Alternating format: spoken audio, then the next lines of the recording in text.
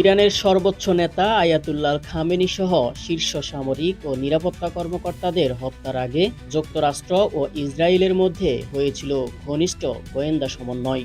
অভিযান সম্পর্কে অবগত একাধিক সূত্র জানিয়েছে, এই হামলা ছিল দীর্ঘদিনের পরিকল্পনা, সূক্ষ্ম নজরদারি এবং অত্যন্ত নির্ভুল গোয়েন্দা তথ্যের ফল।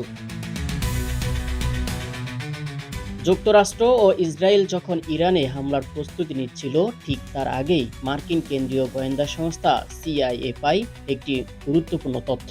সংস্থাটি কয়েক মাস ধরে আয়াতুল্লাহ খামেনির অবস্থান, চলাফেরা এবং নিরাপত্তা অভ্যাস নিবিড়ভাবে পর্যবেক্ষণ করছিল।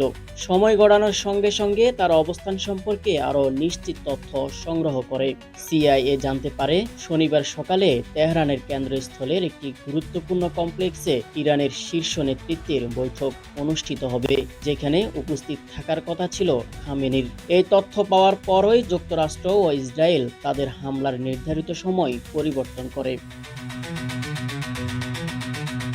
সংশ্লিষ্ট কর্মকর্তাদের ভাষ্য অনুযায়ী নতুন গোয়েন্দা তথ্যকে কাজে লাগাতেই হামলার সময় পুনর্নির্ধারণ করা হয়, যাতে একসঙ্গে ইরানের শীর্ষ নেতৃত্বকে লক্ষ্যবস্তু করা সম্ভব হয়। সূত্রগুলো বলছে, খামেনির অবস্থান সম্পর্কে ইসরায়েলকে অত্যন্ত নির্ভুল তথ্য সরবরাহ করে সিআইএ।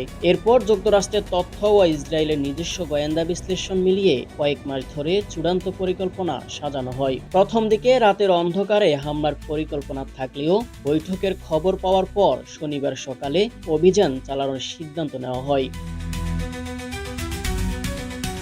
ইসরায়েলের সময় ভোর ৬টার দিকে যুদ্ধ বিমানগুলো ঘাঁটি থেকে উড্ডয়ন করে।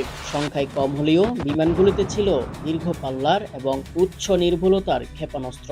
উড্ডয়নের প্রায় ২ ঘন্টা ৫ মিনিট পর তেহরান সময় সকাল ৯টা ৪০ ক্ষেপণাস্ত্র আঘাত হানে লক্ষ্যস্থলে। হামলার সময় কমপ্লেক্সের একটি ভবনে জাতীয় নিরাপত্তা সংশ্লিষ্ট শীর্ষ কর্মকর্তারা অবস্থান করছিল, আর পাশের আরেকটি ভবনে ছিলেন আয়াতুল্লাহ আল খামেনি। ইসরায়েলের এক প্রতিরক্ষা কর্মকর্তা দাবি করেন, তেহরানের একাধিক স্থানে একযোগে হামলা চালিয়ে তারা কৌশলগত চমক সৃষ্টি করতে সক্ষম হয়েছে। রোববার ইরানের রাষ্ট্রীয় বার্তা সংস্থা নিশ্চিত করেছে, এই হামলায় নিহত হয়েছেন রিয়ার অ্যাডমিরাল আলী শামখানি এবং IRGC commander major general Mohammad Pakpour. অভিযান সংশ্লিষ্ট ব্যক্তিদের মতে এটি ছিল দীর্ঘমেয়াদী গোয়েন্দা নজরদারি এবং সমন্বিত সামরিক পরিকল্পনার বাস্তব প্রয়োগ।